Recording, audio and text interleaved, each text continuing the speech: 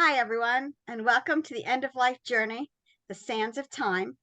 My name is Lisa Strahs-Lorenc, and I'm a bereavement specialist. And Susan, it's good to see you today. Oh, it's good to see you too, Lisa. I feel like we haven't seen each other in a while, but we have. Yeah. Today's video, we want to think about celebrating 4th of July this year, right? Yes, we do. Independence Day. Yes. So as we celebrate Independence Day we commemorate the um, the approval of the Declaration of Independence in 1776. And this is an important document that marked the American colony's official declaration of independence from Great Britain. And Right. it signaled a political separation.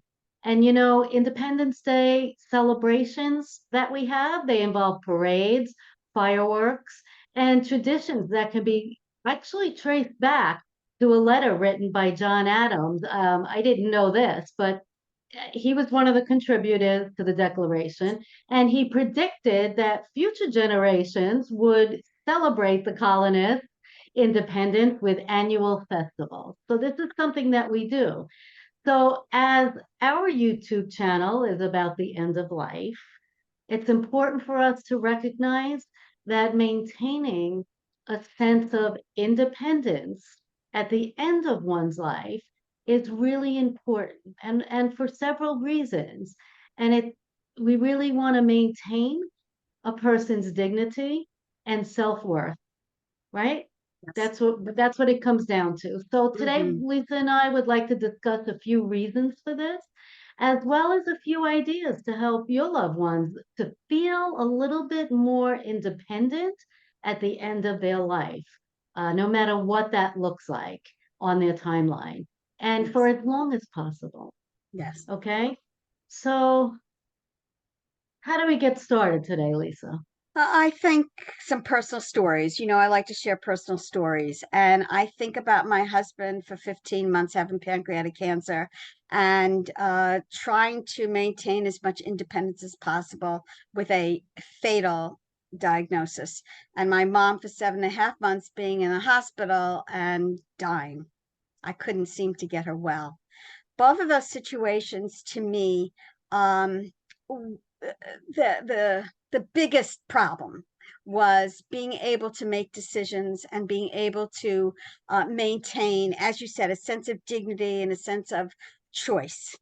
It's so difficult when you feel like it is out of your control, your health, your everything, people making decisions for you.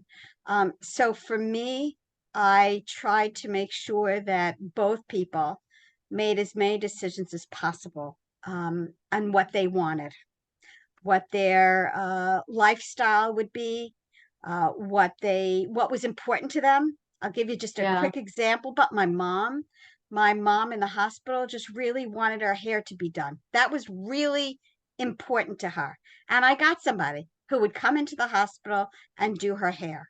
And that was such an important choice for her and something that showed that it was important in her well-being, in her sense of appearance, in herself. So important. And I made that happen, That's and such a great example, Lisa, and I'm glad you brought that up and remembered that because it's all in the little things, and we're not them, no matter how close we are to them, we're not them, and we're not in their shoes. that's And right. you have to really step back a minute, I think, and really recognize that they were independent their whole lives, That's right. right? When they were younger, they were vibrant parents. They were running around, working jobs, raising families, making decisions every single day, and were independent all the time. Yes. That You know, label of being a patient or being a dying patient is just so difficult, so tragic for people to put themselves and see themselves that way. So, the biggest decisions for my husband were, so what kind of treatment do I want? And I always said to him, listen, you're the patient.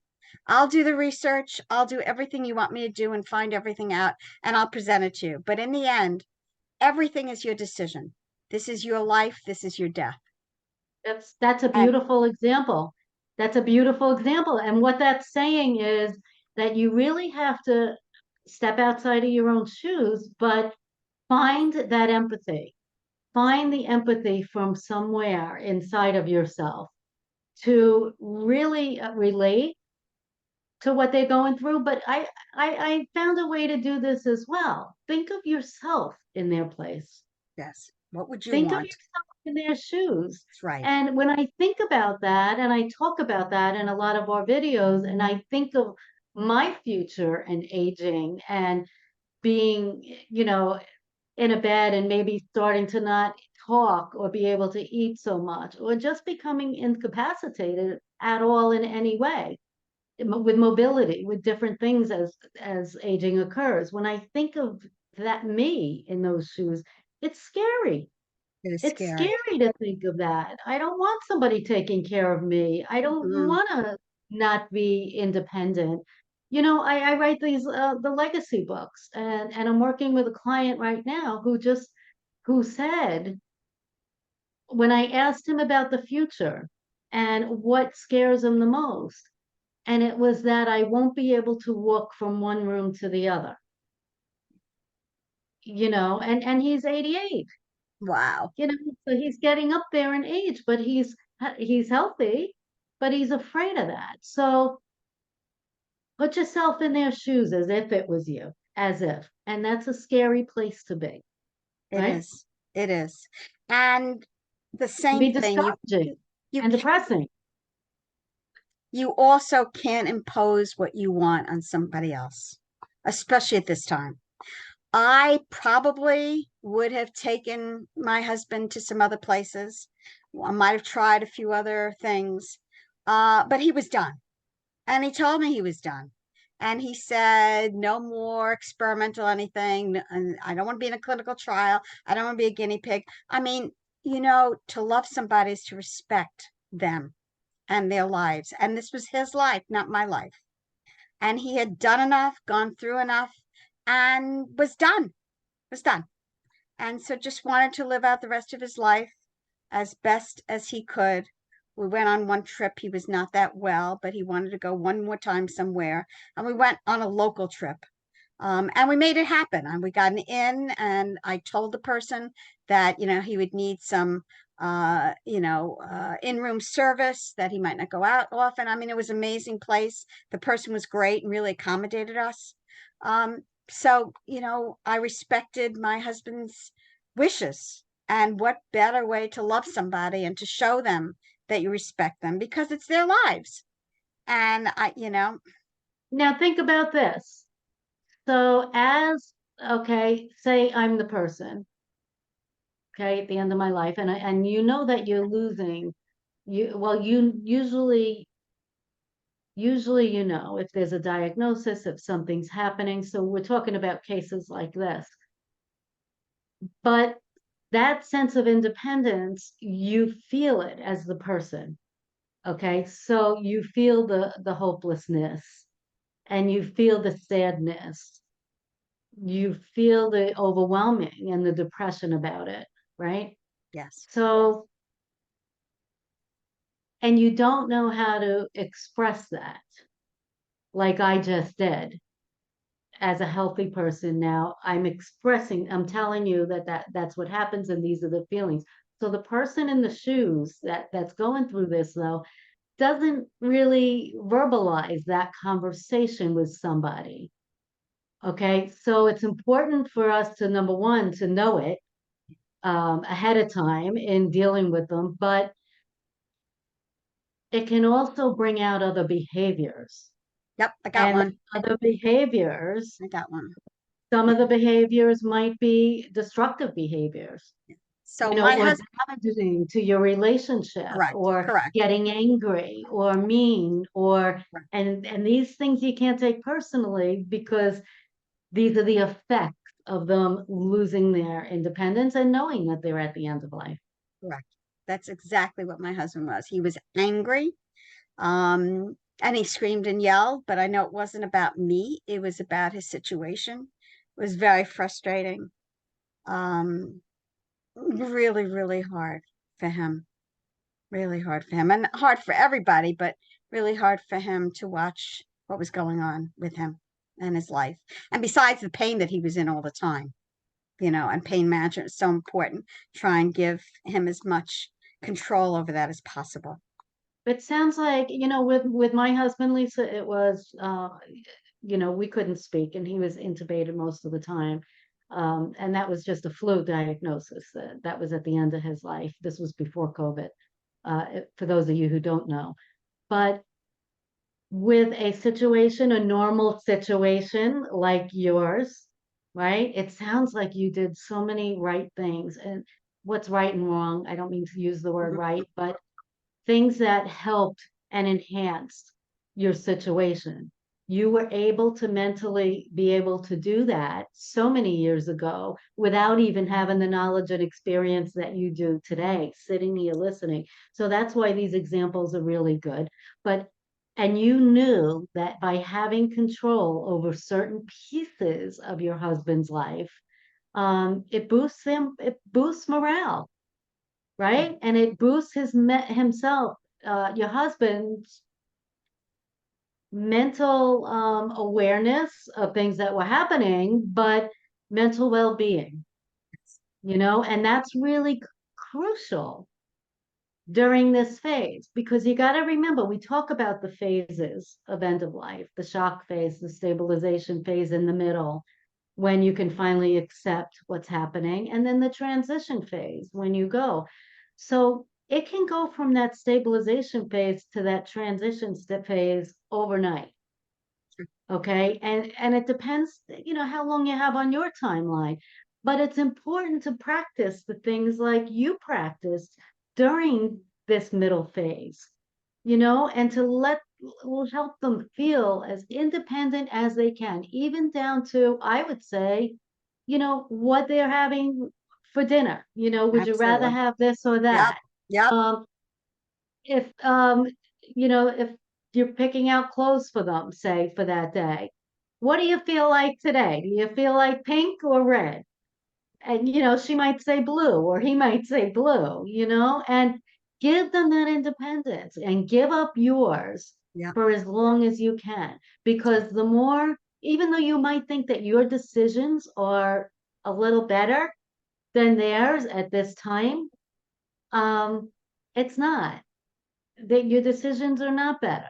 So every decision a person can make on their own will help them feel a little more independent during this time, right?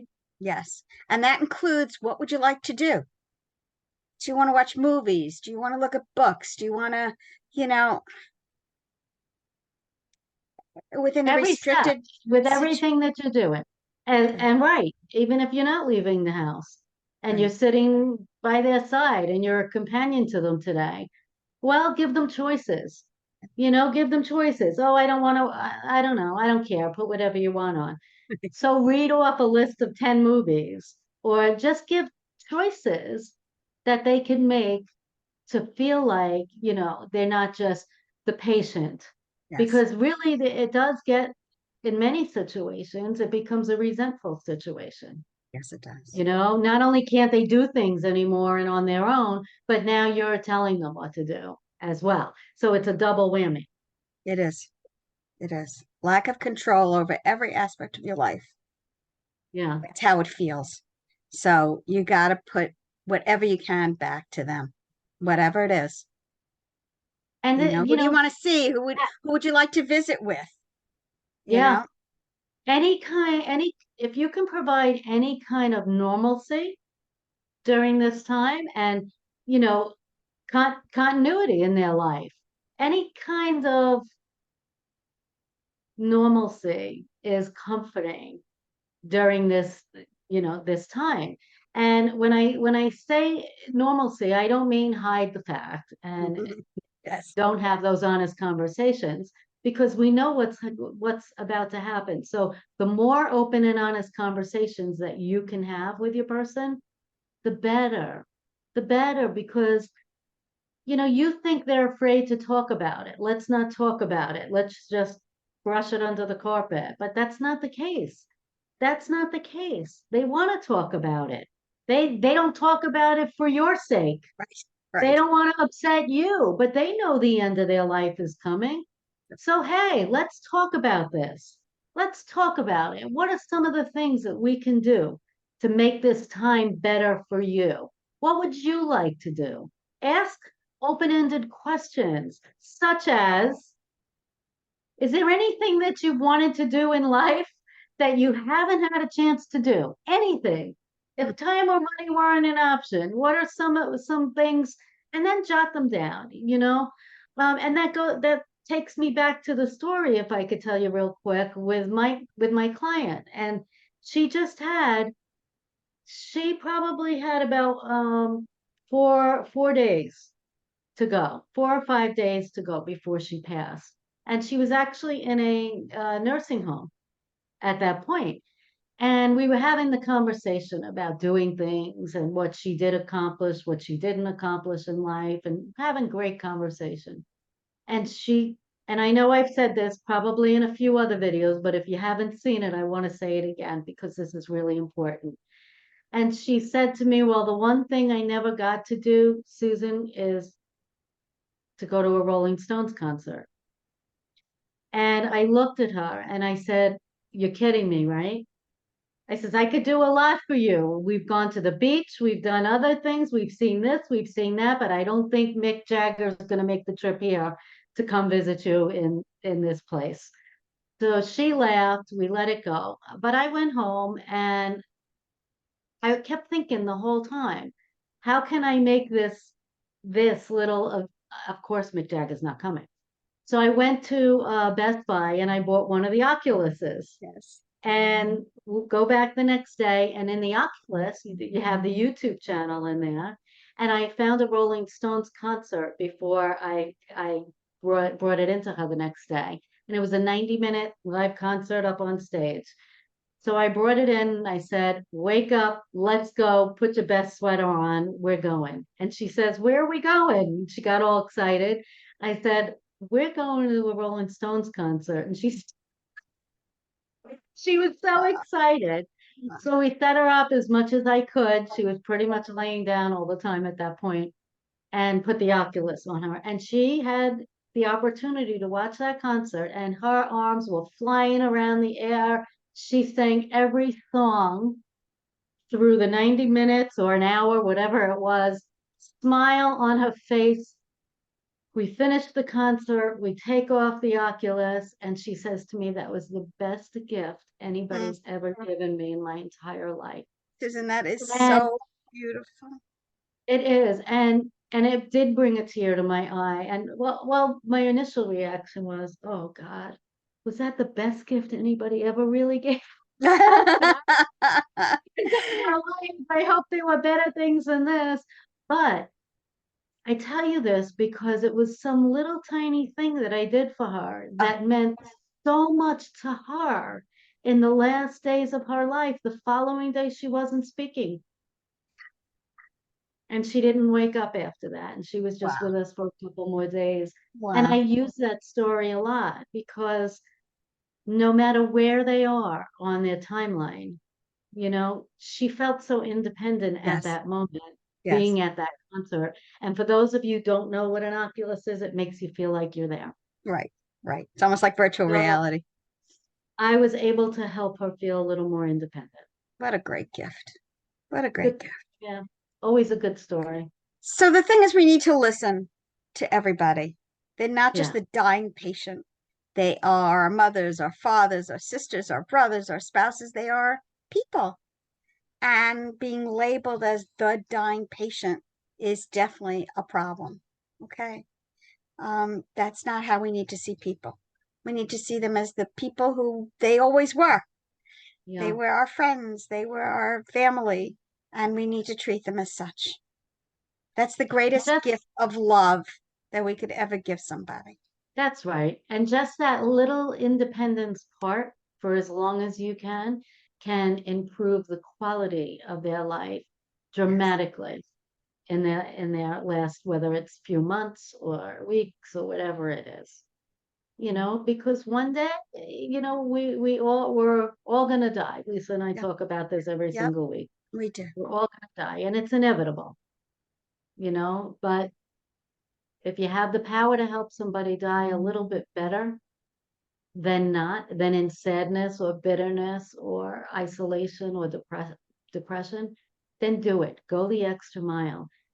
It'll become a very fulfilling experience for you, I promise. And you know what? The best way to think about that is, what would you want?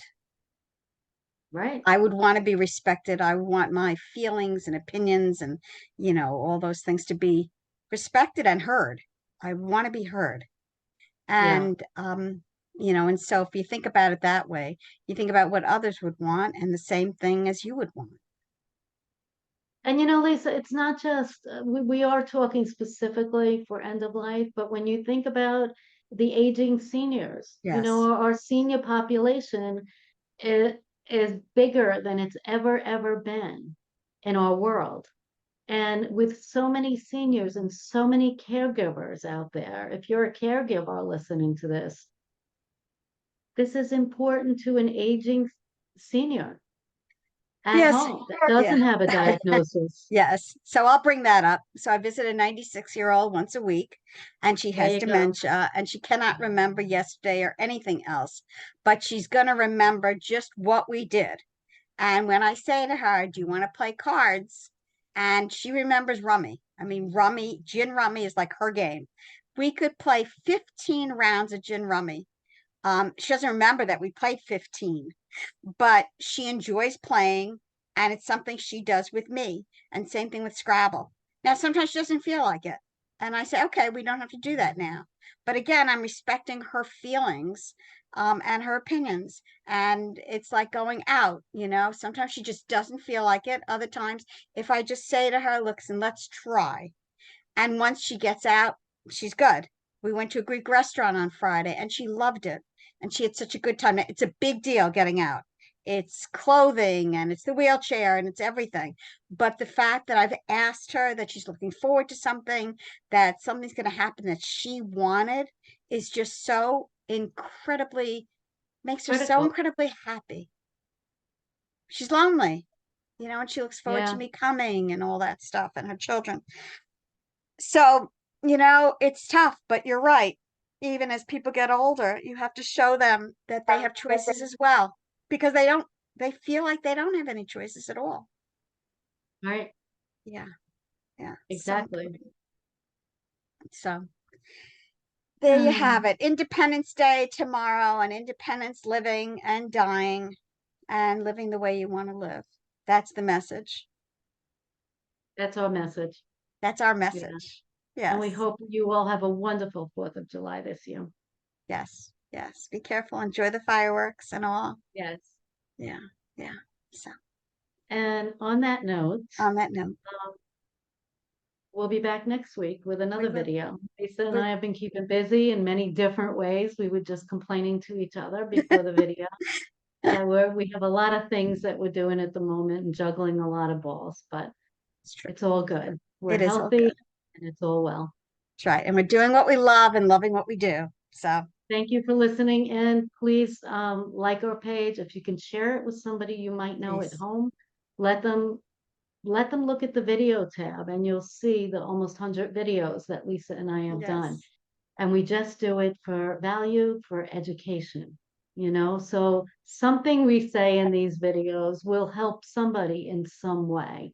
And that's what we're looking to do. But we're looking to gain a little momentum. So if you can share, follow, and like our page, we'd really appreciate that. Great. Happy Okay. 4th Thank of you. July. Happy 4th of July. Take care. See you next week. See you next week.